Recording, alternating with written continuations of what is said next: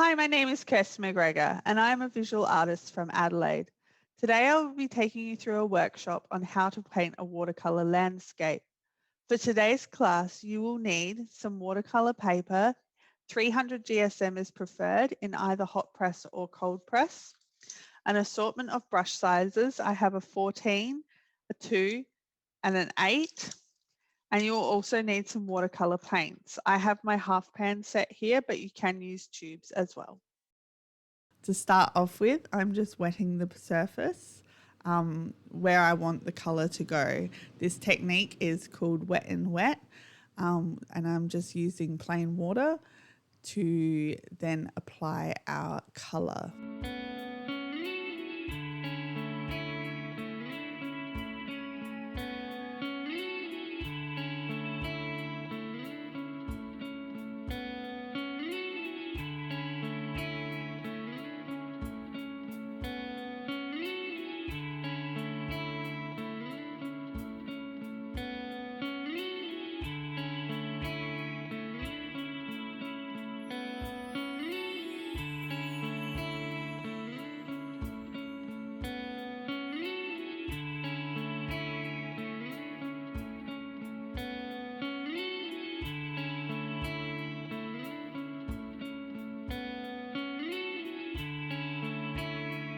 So as you can see, I'm applying the colour quite loosely to the surface, and the water that was already down on the surface is making the colours move.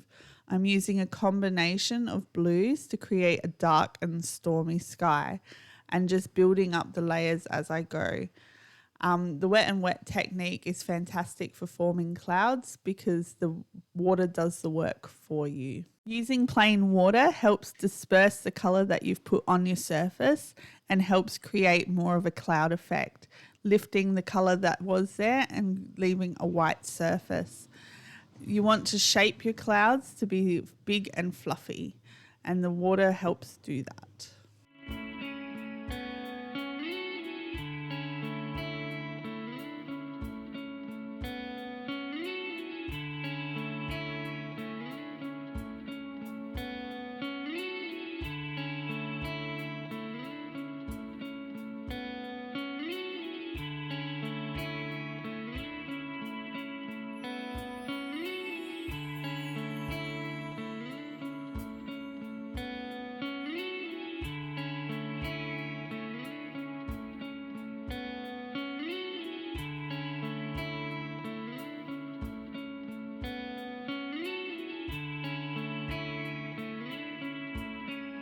Once you're happy with the first layer of the sky, it's time to move on to the ground. So I'm mixing a green using the blues that I used into the sky to create a cohesive feeling. And I am just applying this colour to a dry surface. The colours from the ground will bleed up into the sky because the sky is still wet. This helps create the feeling of distant mountains or distant trees.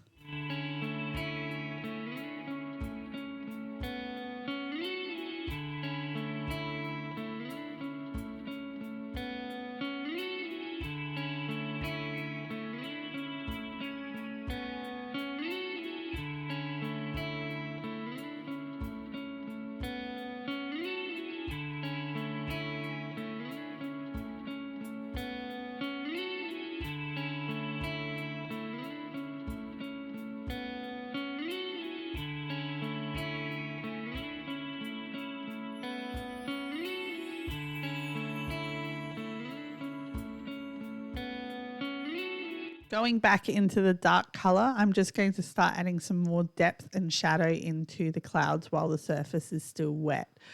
I just want to build shape and dimension to the sky just by moving the colour across the surface and using plain water to help spread that colour even more.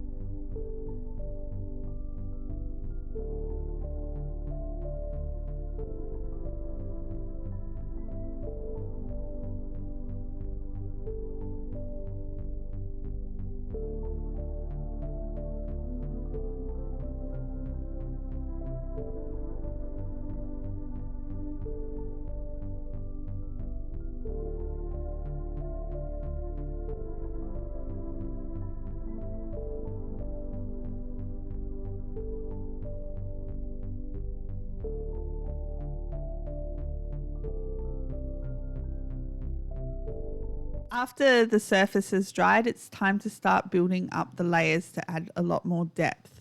So I'm just going in with the dark indigo again and just adding more shadow and depth to these clouds. I'm really trying to portray the feeling of a dark, stormy day, so the darker the better. Still using the plain water to help spread the colour around and give it that soft texture.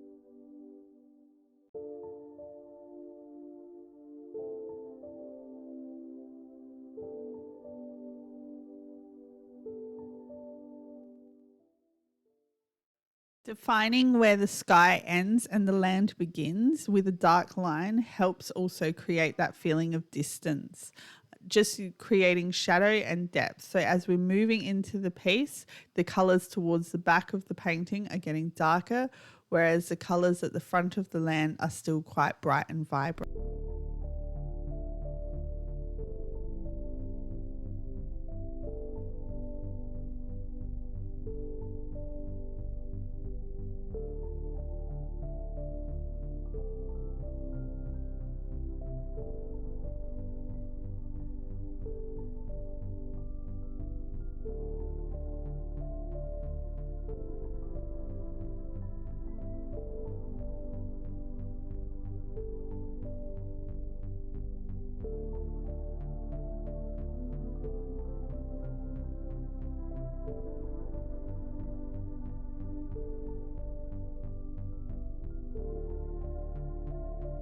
The idea of a landscape is to create the feeling of depth and moving into a piece.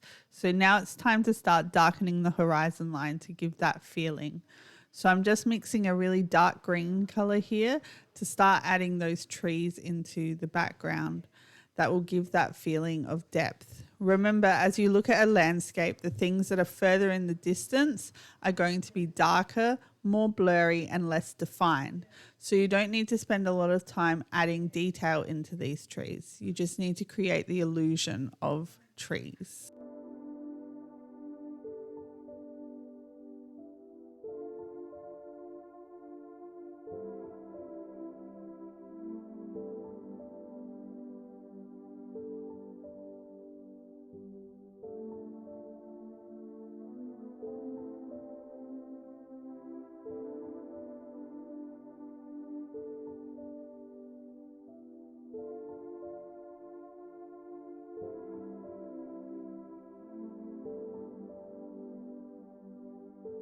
Remember that the clouds are up above the ground, so you're going to want to create shadows on the ground as well to make it look like the sky wraps all the way around.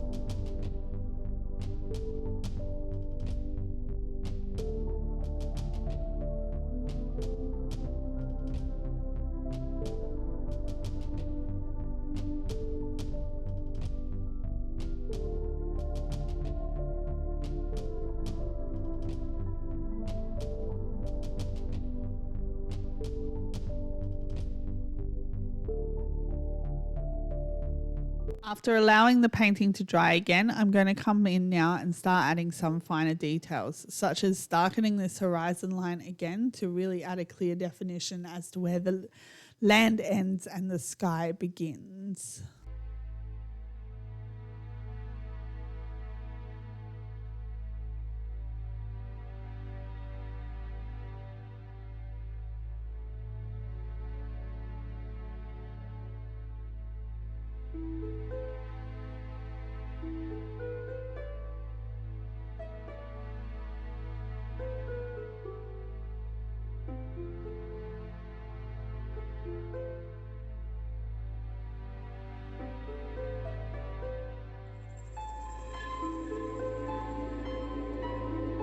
Here I'm just adding a little bit more definition to the trees in the background. We don't want to overdo this step because we've got to remember that we need to keep these a little less detailed and a bit more blurry. But we're just adding some shadows for the tree trunks and just making some sections darker to look like it's not just a single row of trees, but there is actually depth to them.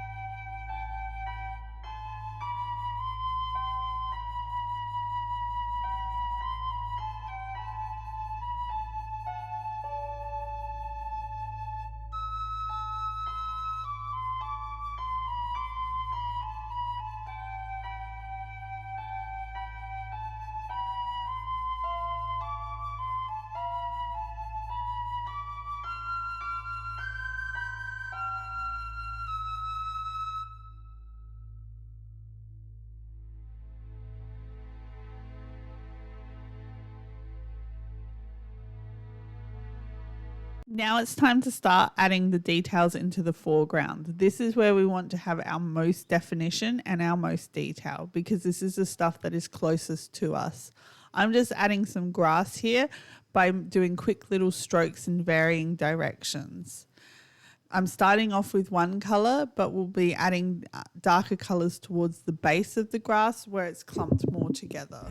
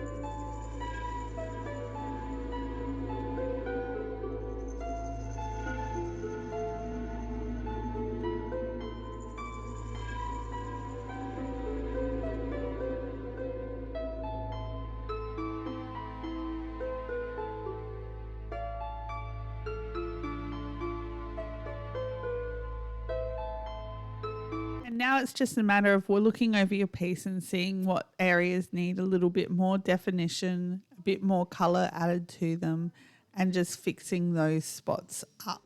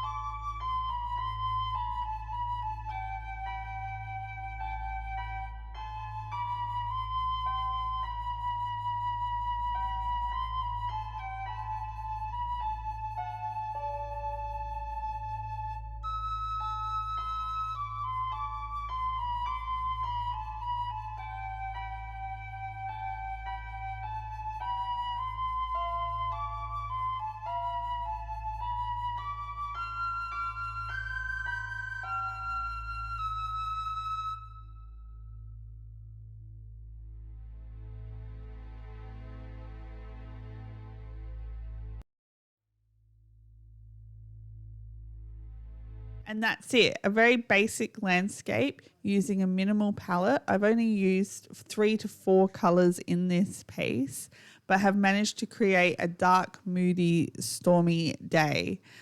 By using darker and lighter tones, we're able to build contrast and create the feeling of depth in a piece.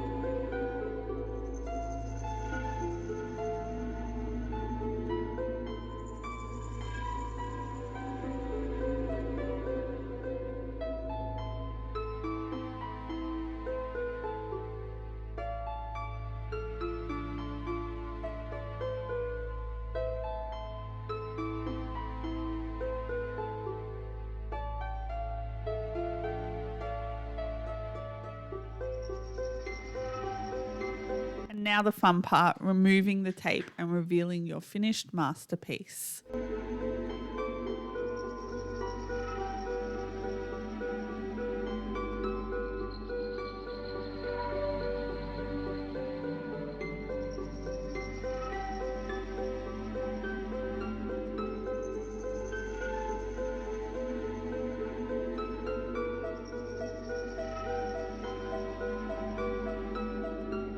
Enjoyed this workshop because we definitely enjoyed having you with us. If you'd like to see more of our content, don't forget to follow us on Facebook. Have a creative day and we'll catch you next time.